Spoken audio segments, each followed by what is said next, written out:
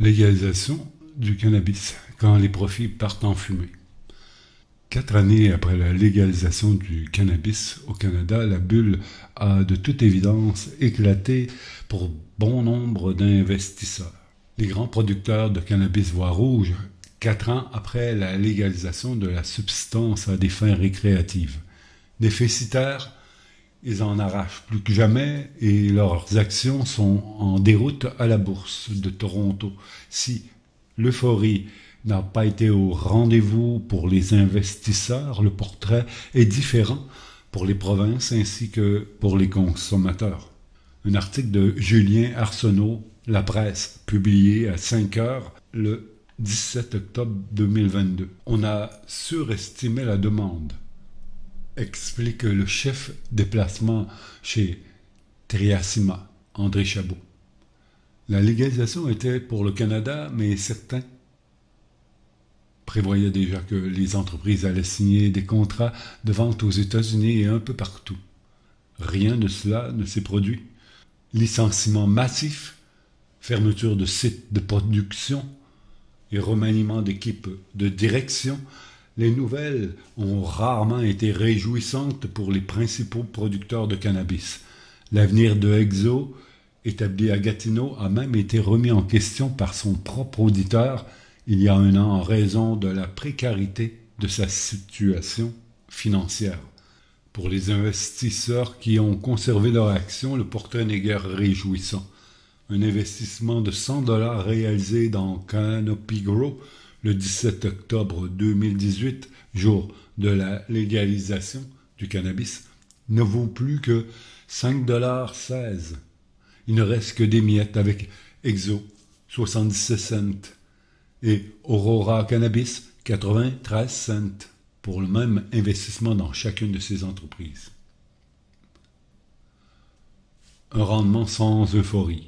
Performance de 100 $ investis dans chacun des 3 producteurs de cannabis le 17 octobre 2018 à la bourse de Toronto.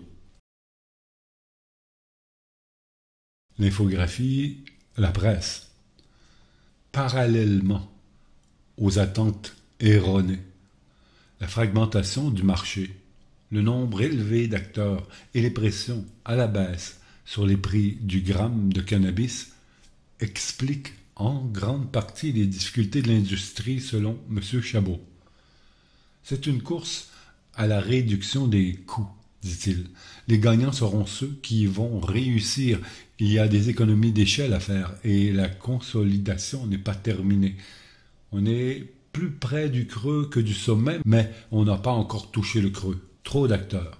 Au Canada, environ 915 cultivateurs, transformateurs et vendeurs détiennent une licence en vertu de la loi sur le cannabis, alors que ces dernières étaient autrefois accordées au compte-gouttes par Santé Canada. On en dénombre 92 en territoire québécois. Cela a contribué à une forte augmentation de la production de cannabis séché au pays. De 2019 à 2021, elle a progressé d'environ 40% pour s'établir à 1616 tonnes, d'après les données de Statistique Canada. Pourtant, l'industrie est incapable d'écouler ses stocks. L'an dernier, 425 tonnes de cannabis séché non vendues ont été détruites, selon le média américain MGBiz Daily, spécialisé dans l'industrie du cannabis. Les risques de rupture de stock dans les boutiques sont faibles en cas de disparition soudaine d'un producteur. Il y a encore de la surcapacité même si les producteurs ont tempéré leur ardeur, affirme Rishki Malkani, responsable du secteur de cannabis chez Deloitte. Il y a trop de producteurs et la tarte n'est pas suffisamment grande. Ce dernier anticipe un régime minceur dans l'industrie. À l'Association québécoise de l'industrie du cannabis, AQIC, qui regroupe 75 membres, on s'attend encore à quelques années difficiles. Pierre Leclerc, directeur général de l'Association québécoise de l'industrie du cannabis. Photo photo fournie par l'Association québécoise de l'industrie du cannabis. L'industrie a une responsabilité. Il y a eu des erreurs, admet son directeur général Pierre Leclerc. Il y avait une compréhension du milieu d'affaires qui n'était pas totalement juste. Certaines entreprises se sont heurtées à la capacité de commercialiser des produits. Cet ex-stratège du Parti libéral du Québec jette également une partie du blâme sur la rigidité du cadre réglementaire en place. En entrevue, il s'explique mal comment on peut légaliser une industrie tout en mettant ses membres à l'index. Personne n'a communiqué publiquement que les producteurs n'auraient accès à aucun programme du gouvernement et que dans la grande majorité des entreprises capitales fermées, on aurait de la difficulté à s'ouvrir un compte de banque, affirme M. Leclerc. L'État a aussi sa responsabilité. Les vendeurs dans le vert. Le portrait est beaucoup moins sombre du côté des sociétés d'État responsables de la vente du cannabis et de ses produits dérivés. Selon une étude réalisée en mai dernier, le cabinet Hey, EY, environ 70% de l'argent dépensé par les consommateurs se retrouve dans les coffres des provinces. Après un premier exercice financier où le coût de démarrage a été responsable d'une perte nette de 4,9 millions, la Société québécoise du cannabis a dégagé un excédent l'année suivante, 2019-2020. La Société d'État a généré des profits de 76 millions l'an dernier, en hausse de 14%. Cette somme est destinée à la recherche sur le cannabis et la prévention. Les profits de la vente du cannabis au Québec et Ontario. Pendant que l'industrie n'arrive pas à générer des profits, les provinces engrangent. Et de loin, le gros de tous les revenus de la chaîne d'approvisionnement du cannabis, souligne M. Leclerc. Ce sont elles les gagnantes. M. Chabot est du même avis. Et le consommateur? Depuis 2018, à la SQDC, il a vu le prix moyen du gramme fléchir chaque année depuis la légalisation du cannabis à des fins récréatives. Si je prends la transition d'un consommateur du marché illicite vers le licite, il est gagnant, affirme le président de la SIC. Il est assuré d'avoir un produit extrêmement contrôlé et qui ne contient pas de substances nocives. Cependant, le cadre québécois ne permet pas la vente de produits comestibles comme les friandises et les desserts, ce qui limite l'offre. M. Leclerc croit aussi que la marge de manœuvre des conseillers de la SQDC ne permet pas d'accompagner le consommateur adéquatement.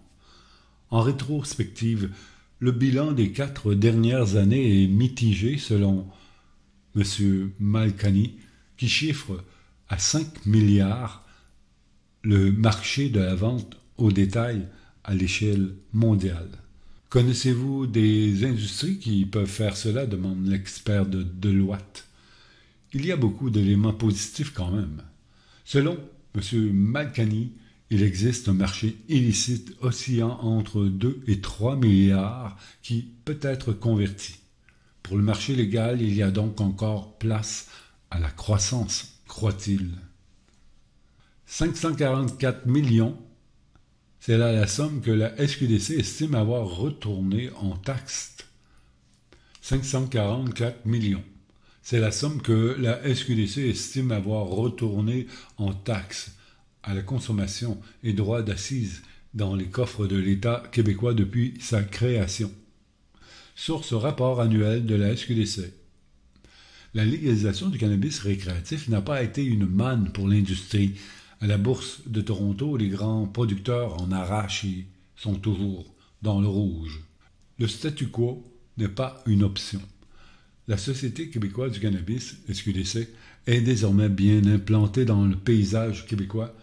Les ratés entourant son démarrage après le 17 octobre 2018 ne sont plus qu'un mauvais souvenir, mais le travail est loin d'être terminé. En poste depuis 1 an, le président-directeur général Jacques Farcy a néanmoins quelques chantiers devant lui.